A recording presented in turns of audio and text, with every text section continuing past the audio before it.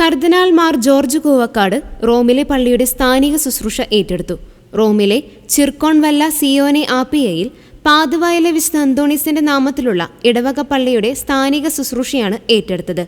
എല്ലാ കർദിനാൾമാർക്കും റോമിൽ തന്നെ ഒരു സ്ഥാനിക ഇടവക ലഭിക്കുന്ന പാരമ്പര്യത്തിന്റെ അടിസ്ഥാനത്തിലാണ് അദ്ദേഹത്തിന് റോമാരൂപതയിലെ ഈ ദേവാലയം ലഭിച്ചത്. 1988 ഇടവകയായ ഈ പള്ളിയിൽ റൊഗേഷനിസ്റ്റ് സന്യാസ സമൂഹത്തിലെ വൈദികരാണ് ശുശ്രൂഷ നിർവഹിക്കുന്നത്.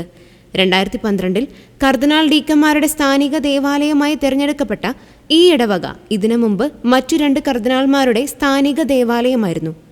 ഫാദർ അന്റോണിയോയാണ് ഇപ്പോൾ ഈ ഇടവകയിലെ വികാരി. ഇന്ത്യൻ സമയം ഇന്നലെ രാത്രി 10 വിശുദ്ധ കുർബാനയർപ്പണത്തോടെ നടന്ന സ്ഥാനമേറ്റെടുക്കൽ ശുശ്രൂഷയിൽ അദ്ദേഹത്തോടൊപ്പം മറ്റ് കർദിനാൾമാരും മാർ കൂവക്കാടിന്റെ മാതാപിതാക്കളും കുടുംബാംഗങ്ങളും ചടങ്ങുകൾക്ക് സാക്ഷ്യം വഹിച്ചു. Changanassery archbishop Mar Thomas തറയിലും ചടങ്ങിൽ സന്നിഹിതനായിരുന്നു.